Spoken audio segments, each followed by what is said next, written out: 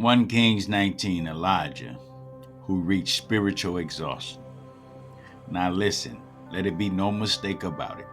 Elijah is a prophet, an incredible man of God, and yet, at the height of one of his biggest triumphs, he feels hopeless and terrified. God has just used Elijah to defeat 450 prophets of Baal in an epic display of power and glory. If you're not familiar with the story, check it out. On top of that, God has brought rain to the land after 3 years of a drought. But now, Jezebel, the wife of Ahab, king of Israel, is determined to kill Elijah. And hearing this, Elijah runs for his life. He's afraid and exhausted, and prays to God that he will take his life. What happens next? God doesn't tell Elijah off for feeling that way. But he also doesn't pluck Elijah out of the overwhelming and unnecessary situation. Instead, he gives Elijah what he needs in that moment: food and rest. Elijah falls asleep and is later woken by an angel who tells him, "Get up and eat." That's in verse 5 of 19. He looked around, and there by his head was some bread baked over hot coals and a jar of water. He ate and drank and then lay down again. This happens twice until Elijah regains his strength, and we can imagine a better outlook on life.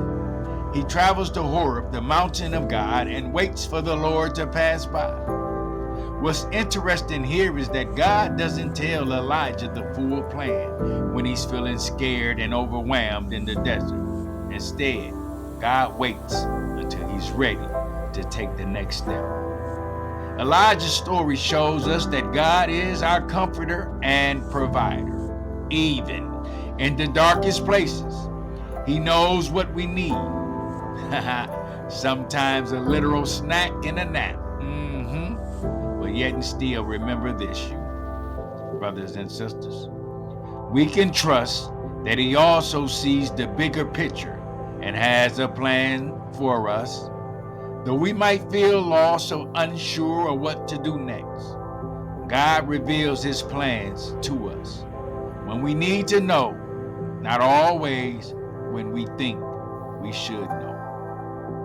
The moral of this story is,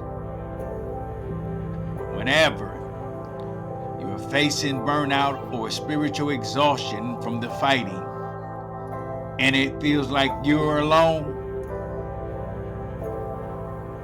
get you some time away from the battle and lean in and cry out to God, who is our provider. Because his purpose for your life and plan still exists. And he will, in those moments, provide you with what you need. God will not hold it against you for feeling overwhelmed. But if you don't cast the cares to him, not trusting God can be considered a sin. You let the Holy Spirit